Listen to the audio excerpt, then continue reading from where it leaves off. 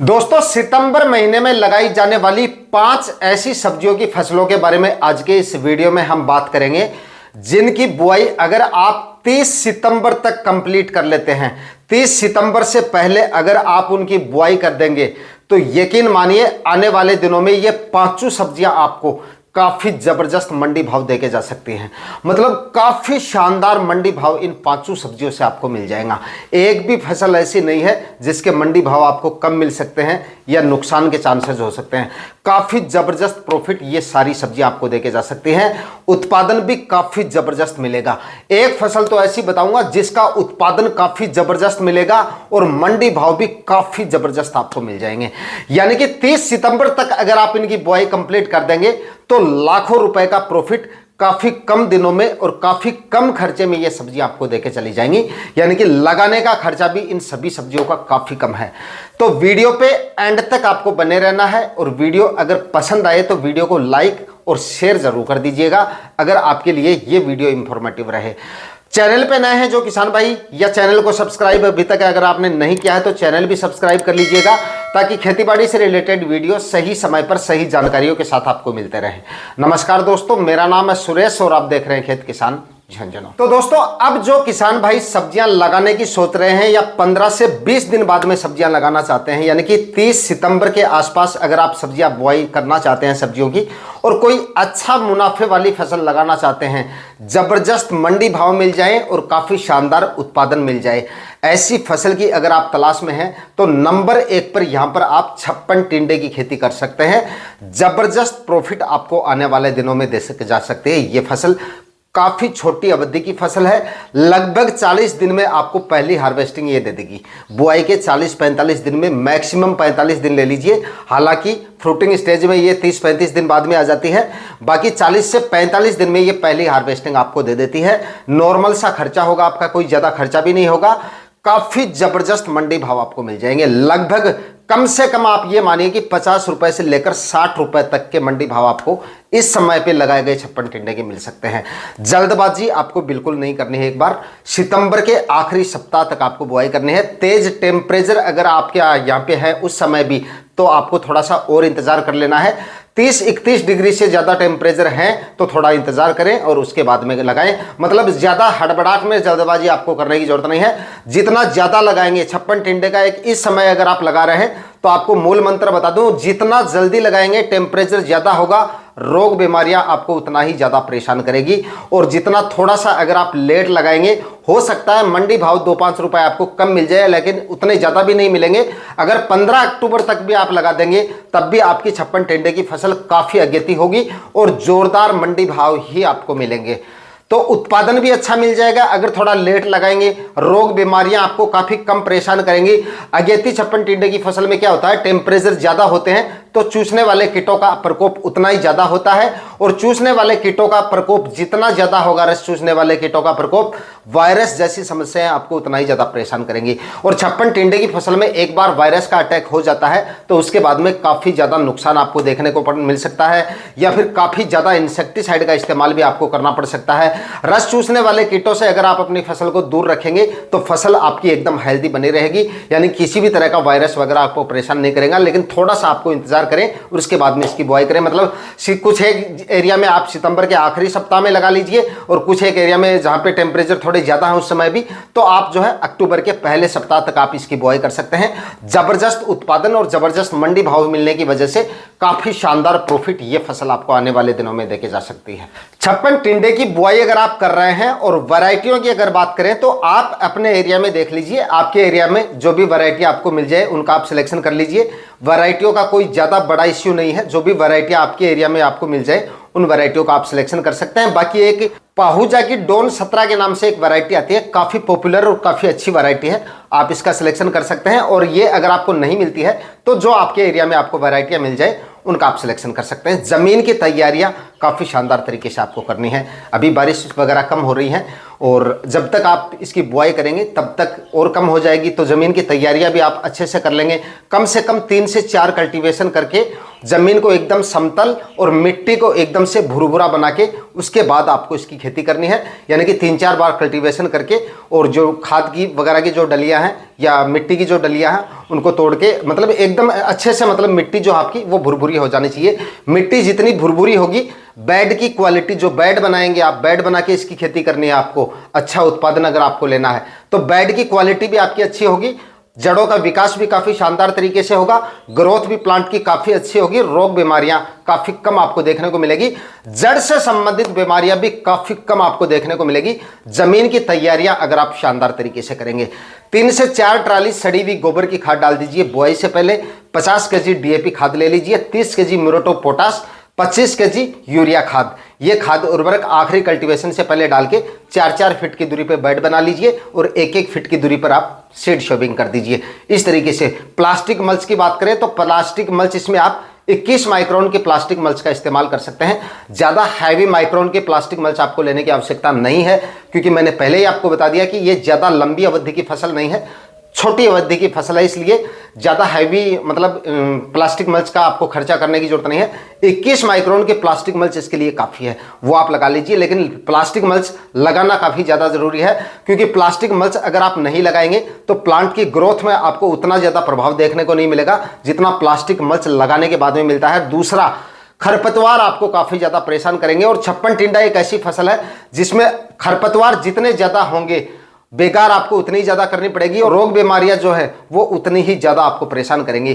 खरपतवार होंगे तो रस चूसने वाले कीटों का प्रकोप बढ़ेगा, रस चूसने वाले कीट बढ़ेंगे तो वायरस जैसी समस्याएं आपको परेशान कर सकते हैं। उसके बाद में अनगिनत इंसेक्टिसाइड का आपको इस्तेमाल करना पड़ सकता है। इसलिए खरपतवार बिल्कुल भी नहीं होना चाहिए, प्लॉट को एकदम साफ सुथरा आपको रखना है, और प्लास्टिक मल्च का इस्तेमाल करेंगे तो इस तरह की समस्या आपको बिल्कुल देखने को नहीं मिलेगी। तो प्लास्टिक मल्च का इस्तेमाल करें, डिस्टेंस जो मैंने आपको बताया है वह मेंटेन रखें, और उसके बाद में छप्पन टिंडा लगा लीजिए, जबरदस्त प्रॉफिट आपको आने वाले दिनों में मिल जाएगा। दोस्तों, अब बात करते हैं अगली और दूसरी फसल के बारे में।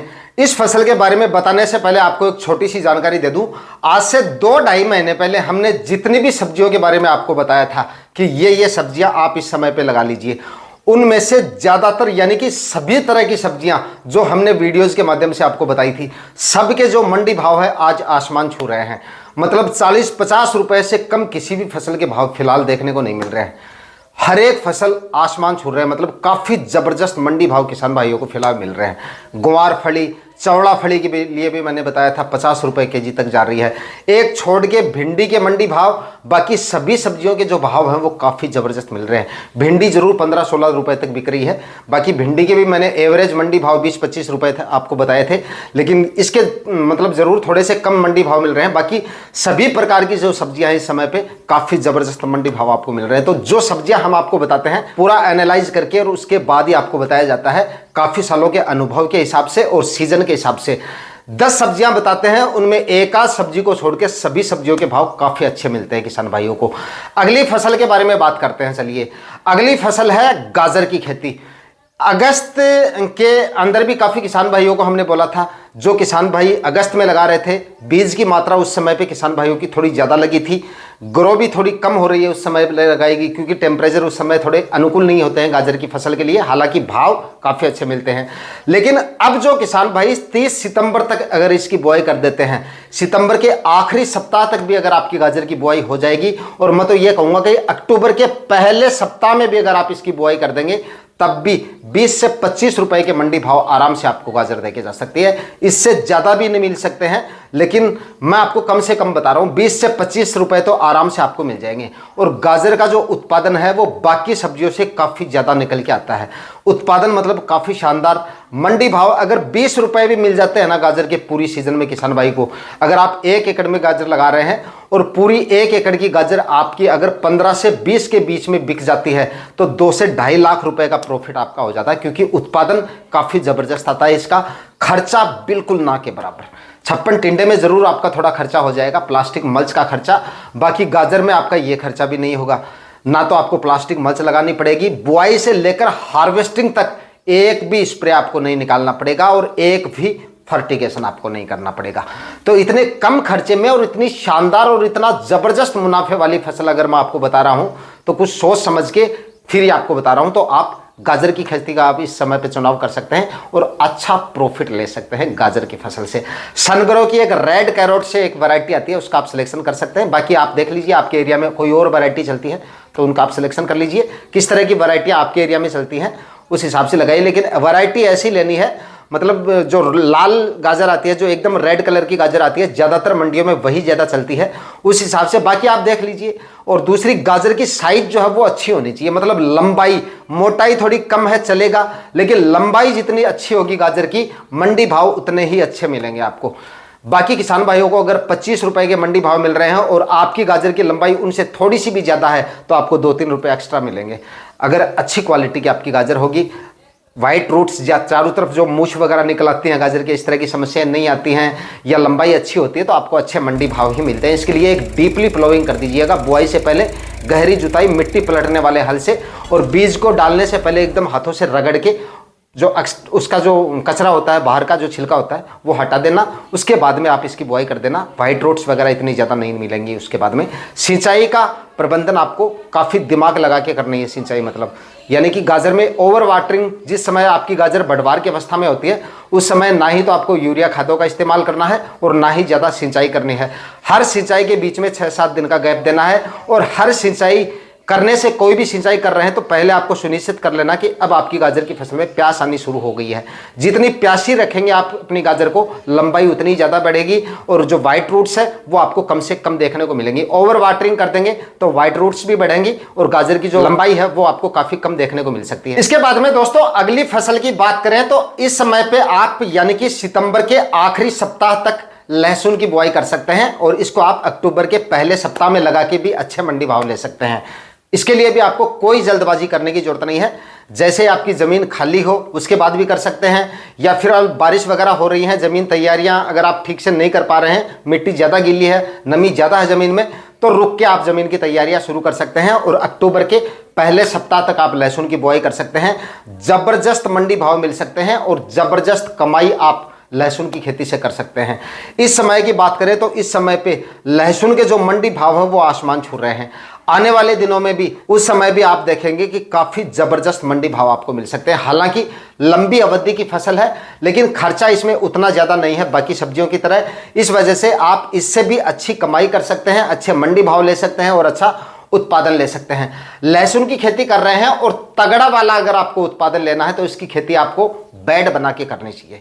सिंपल और साधारण विधि से भी कर सकते हैं, लेकिन बेड बना के अगर आप इसकी खेती करेंगे तो उत्पादन के 4 चांद लग जाएंगे। इतना एक्स्ट्रा उत्पादन आपको इससे मिल सकता है। लेकिन कि कंद की जो साइज है वो काफ़ी अच्छी और हैवी मिलेगी आपको अगर बेड बना के आप इसकी खेती करेंगे।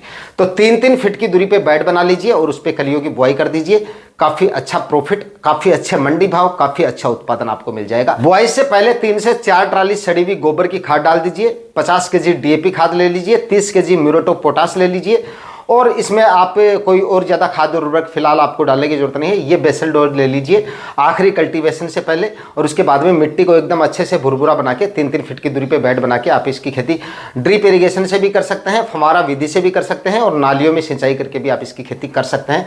किसी भी तरीके से करें, मेथड कोई भी हो सिंचाई का आपका, लेकिन बेड बना के इसकी खेती करेंगे तो काफ़ी ज़बरदस्त उत्पादन इससे आपको मिल जाएगा। इसके बाद में दोस्तों अगली फसल की बात करें, और इस समय पर अगर आप बिल्कुल कम खर्चे वाली सब्जियां लगाना चाहते हैं, कम खर्चे में और थोड़े दिनों में शानदार प्रॉफिट अगर आप लेना चाहते हैं, तो चौथी जो फसल है वो है मूली की खेती। आप इस समय पे कर सकते हैं। अगर आपके पास ज़मीन खाली फिलहाल है या समय है तो अभी आप इसकी बुआई कर लीजिए, वरना अगर 30 सितंबर तक भी अगर आप इसकी बुआई कर देंगे, काफ़ी किसान भाइयों के कमेंट भी आ रहे थे मूली की खेती की, भाई अब हम करते हैं तो कैसा क्या बाजार रहेगा आगे। तो देखिए आने वाले दिनों में अगर सितंबर के आखिरी सप्ताह तक आपकी मूली की बुआई हो जाती है तो आप ये मानिए कि नवंबर के आखिरी सप्ताह तक आपकी मूली जो है वो हार्वेस्टिंग पे आ जाएगी, और उस समय मूली की जो डिमांड होती है वो काफ़ी ज़बरदस्त रहती है। उस समय पे मतलब कि मूली की आवक हालांकि थोड़ी पहले हो जाती है, जो अगस्त में किसान भाइयों ने लगा दी थी या सितंबर के पहले सप्ताह में किसान भाइयों ने लगा दी है, उस मूली की क्वालिटी में और आज लगाई गई मूली की क्वालिटी में रात दिन का फर्क होगा। उत्पादन में भी रात और दिन का फर्क होगा। तो अगर उन किसान भाइयों को 2-5 रुपए ज़्यादा मिलेंगे, आपको कम मिलेंगे, तो आपका उत्पादन एक्स्ट्रा होगा, क्वालिटी अच्छी होगी, क्योंकि लंबाई भी बढ़ेगी गाजर की। उस समय अगर आप मूली लगाएंगे तो मूली की लंबाई भी आपको अच्छी मिलेगी, उत्पादन भी काफ़ी ज़्यादा मिलेगा, और जितना बीज डालेंगे उस बीज में जितने प्लांट होने चाहिए उतने प्लांट आपको मिल जाएंगे। अगेती मूली में काफ़ी ज़्यादा प्लांट हमारे खराब हो जाते हैं और बीज की जो मात्रा है वो भी हमें एक्स्ट्रा लेनी पड़ती है, और मूली जो है वो मतलब पत्तों समेत जाती है। इस वजह से इसका उत्पादन भी काफ़ी ज़बरदस्त निकल के आता है, काफ़ी ज़बरदस्त उत्पादन मिल जाएगा अगर आप ठीक तरीके से इसकी खेती करेंगे, और काफ़ी अच्छे मंडी भाव मिल जाएंगे। यानी कि उस समय भी आपको 15 से 20 रुपए तक के मंडी भाव आराम से मिल जाते हैं, पत्तों समेत जाएगी। इस वजह से उत्पादन काफ़ी, इतनी सी अगर आप इसकी बंडल बनाएंगे इसकी मूली का, तो आप ये मानिए कि 5 किलो वजन हो जाएगा उसका। तो मतलब उत्पादन कहने का मतलब ये है कि काफ़ी अच्छा होने की वजह से काफ़ी अच्छा प्रॉफिट मूली की फसल से अगर 15 रुपए के भाव भी आपको मिल रहे हैं, तो आपका खर्चा इतना कम हो रहा है। इतने कम खर्चे में इतना अच्छा उत्पादन अगर आपको मिल जाता है, तो 15 रुपए के मंडी भाव से भी अच्छी कमाई की जा सकती है। जो किसान भाई लगाना चाहें वो इस समय पे मूली की खेती का चुनाव कर सकते हैं। सिजेंटा कंपनी की आइवरी वाइट जो वैरायटी आती है उसका सिलेक्शन कर लीजिए और मूली की बुआई इस समय पे आप कर सकते हैं। फाइनली दोस्तों, 4 फसलें इस वीडियो में मैंने आपको बताई है। चारों फसलें 30 सितंबर तक आप लगा देते हैं तो काफ़ी अच्छा प्रॉफिट आने वाले दिनों में ये चारों फसलें आपको देके जा सकते हैं। कुछ सब्जियां ऐसी भी बताई हैं इसमें मैंने जो बिल्कुल कम खर्चे में और थोड़े दिनों में आपको उत्पादन देती हैं। तो आने वाले दिनों में इनकी खेती करके शानदार कमाई आप सब्जियों की खेती से कर सकते हैं। आज के वीडियो में इतना ही। वीडियो अगर आपके लिए इंफॉर्मेटिव रहा तो इस वीडियो को लाइक शेयर करके और चैनल को सब्सक्राइब जरूर कर लीजिएगा। मैं मिलता हूं आपसे किसी और वीडियो में नए टॉपिक के साथ। तब तक के लिए जय हिंद, वंदे मातरम।